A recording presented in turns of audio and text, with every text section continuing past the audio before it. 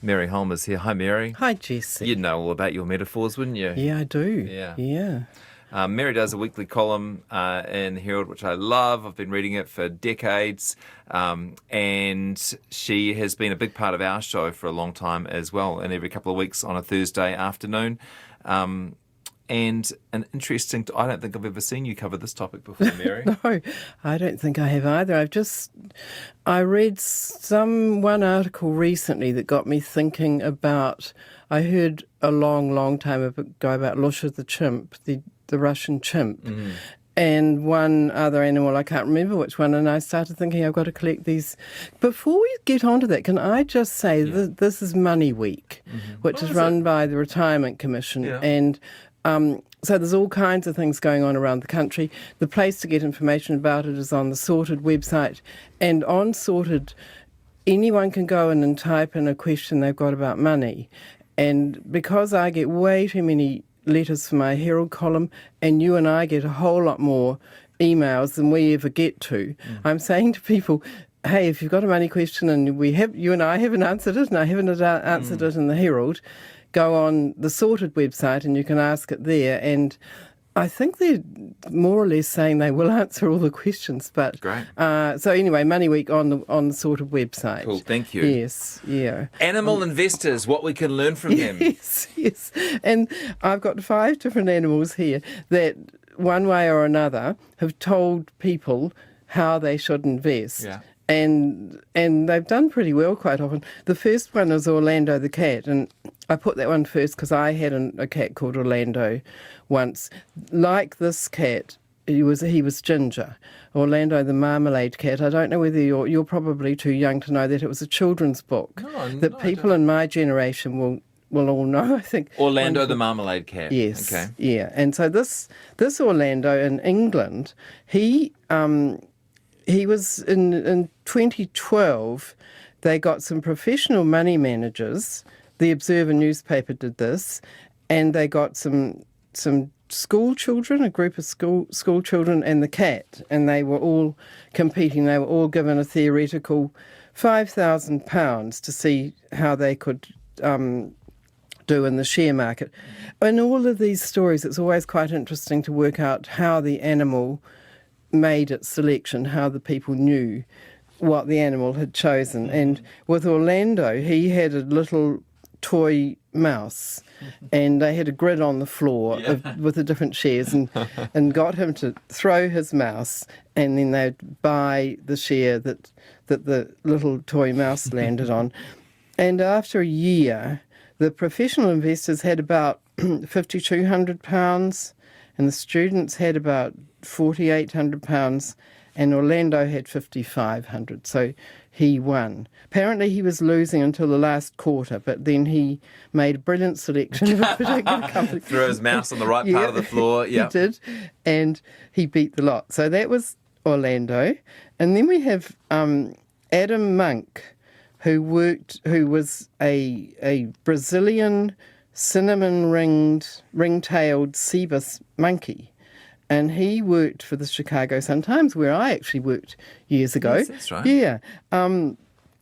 More recently, Adam Monk worked there. Was Roger Ebert the film critic there when you were there? Yes, he was. Yeah, I'm a big fan, or was a big fan of him. He and the other guy that was at the Tribune, the Chicago Tribune at the time, Roger Ebert and... Was it Richard Roper? No, Siskel?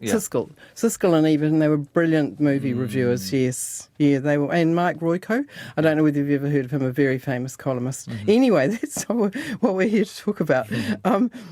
So this Brazilian cinnamon ring-tailed Cebus monkey, he circled stocks with a red pen, so he was doing it more like a human. They put a red pen in his hand and probably gave him the newspaper share market listings. Yeah. And So his brother was over there typing Shakespeare. Yeah, that's absolutely right. Yes, get enough monkeys. That's right. And he outperformed the share market indexes 4 years in a row, from 2003 to 2006. Oh my gosh. And then he did it again in 2008 when the global financial crisis came on. He lost only 14%, while most of the money managers were losing around 35%. So Adam did quite well. And then we have Lusha the chimpanzee, the one I heard about first, in 2010, he was at the end of the global financial crisis. She was a girl. She had her portfolio of shares topped 94% of Russia's mutual funds. So she did better than mutual funds are basically like managed funds, like KiwiSaver funds, etc. These were probably all ones investing in shares, and she nearly tripled her money in a single year, according to the Daily Mail. What she did was they gave her 30 cubes made of something or other, and she had to select 8 of them. Mm-hmm. And so she chose her 8 cubes, and they did better than 94% of the money managers in Russia. And then, Mary, you were already unpopular with fund managers before this this interview today. It's not going to do much good for your reputation. It probably isn't. Not with the fund managers. No, it's not. No. Now, the next one, in some ways, is the most fun, really. Some cows in Norway. In 2016, the state broadcaster got 4 teams. They got. One team was 2 stockbrokers. One was an astrologist. One was 2 beauty bloggers, so they blogged about beauty. And one was a small herd of cows. And the way that they got the cows to select what shares they wanted to buy was they had a paddock, and they divided the paddock into 25, must have been 5 by 5, a grid thing with 25 squares in it. And they let the small herd of cows loose on the squares, and they basically chose the shares where the cows did the most poos in that particular square in the grid. And the cows, they didn't do all that well. They did better than the astrologer, but the stock pickers slightly beat the cows, actually. But the overall winners, I like this, was the beauty bloggers. So they were two women who blogged about beauty, and apparently they'd barely heard of shares, but they chose their shares pretty randomly too. And then the final animal we've got here is a hamster, and this is a fairly recent one. The latest I could get on the hamster was in September 2021, a German hamster, and his name's Mr. Gox. And what he does, first of all, he runs on an intention wheel, so he spins around some kind of a wheel to choose which cryptocurrency. So he's investing in a range of cryptocurrencies that include Tron and Ethereum and Bitcoin, which are some of the best known of the cryptocurrencies. And then, so he spins a wheel and chooses which currency to trade today. And then he scampers through either a buy tunnel or a sell tunnel. So, and triggering purchases or sales of roughly €20 worth of cryptocurrency. And he's got a real life person who then has to actually execute the trades, of course. And while the person stays anonymous, he films the Mr. Gox doing his selections, and so people can watch it it's live streamed on Twitch, and they put the buy and sell orders on Twitter and Reddit. Now, I don't know whether they're still doing this, because the latest I could get was September last year. Mm-hmm. As of last September, his performance was up more than 16% since he'd begun trading in June. Returns were better than those for Bitcoin and the American share index of the S&P 500. So he was doing pretty well at that point. So we've got all these animals making their selections. It's the idea probably started from a guy called a Princeton University professor. I'm just going to jump in here. I've checked on Twitter. He died in November, Mr. Gox. Mr. Gox died. Rest in peace. I wonder how well off he was. Yeah. Doesn't say. Apparently there was quite some surprise to the team at Gox Capital. Oh, very sad. Sad about Mr. Gox.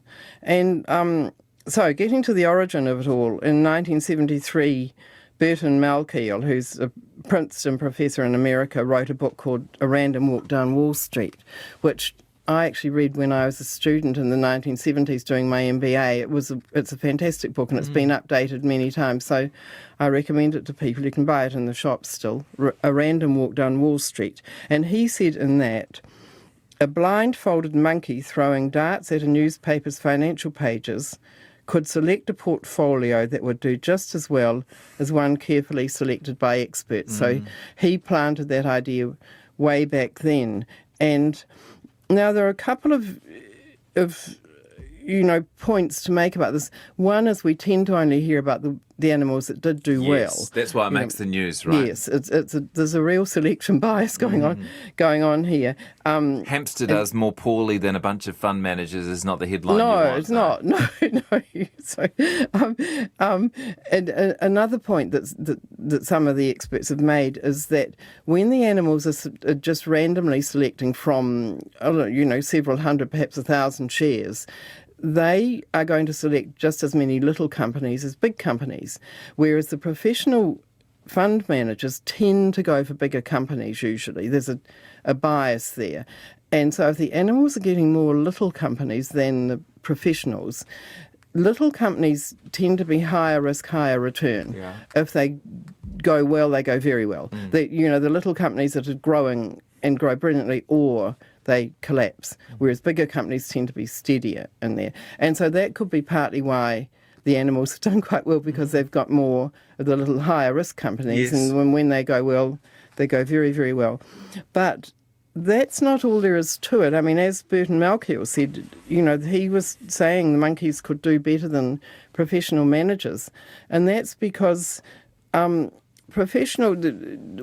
selecting shares at random can often do just as well as professionals choosing which shares to buy and sell, which is why I've advocated for years just putting your money into an index fund which owns all the shares in the share market index, which might be all the big shares in the market, or it might be all the middle-sized shares, or whatever. But the point is, it's kind of just owning the lot, and that very often does better than the professionals trying to work out which particular shares to buy and sell.